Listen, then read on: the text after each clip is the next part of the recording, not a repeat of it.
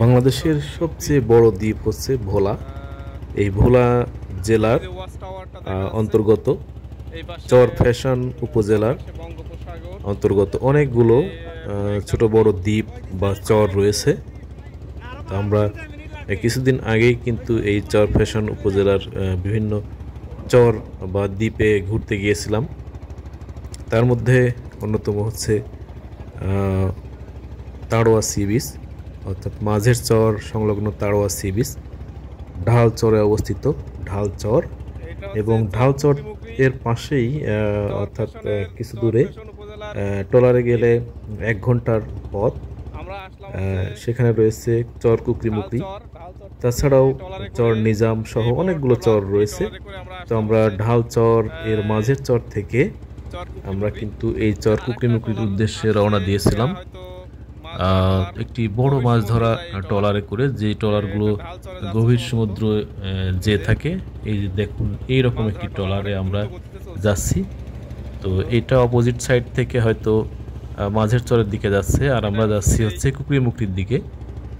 তো দূর থেকে কিন্তু দেখা যাচ্ছে চর কুকরিমুকরির একটি ওয়াচ টাওয়ার, অর্থাৎ পর্যটকরা আসলে এখানে এই ওয়াচ টাওয়ারে পাশেই নেমে থাকে।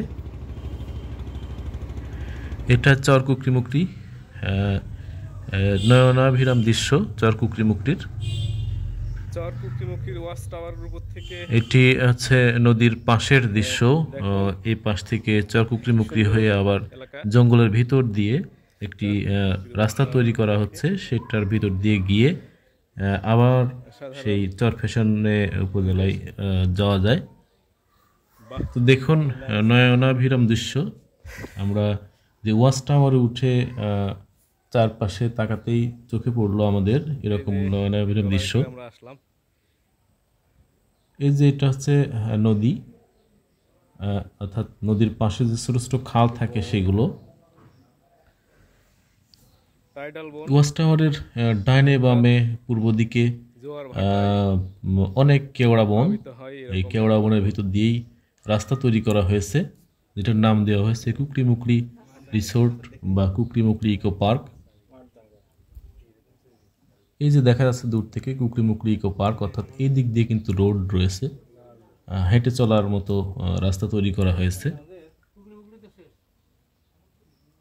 এই যে দেখুন, এখানে একটি রিসোর্ট টাইপের, অর্থাৎ এখানে কিন্তু রেস্ট নেওয়া যাবে।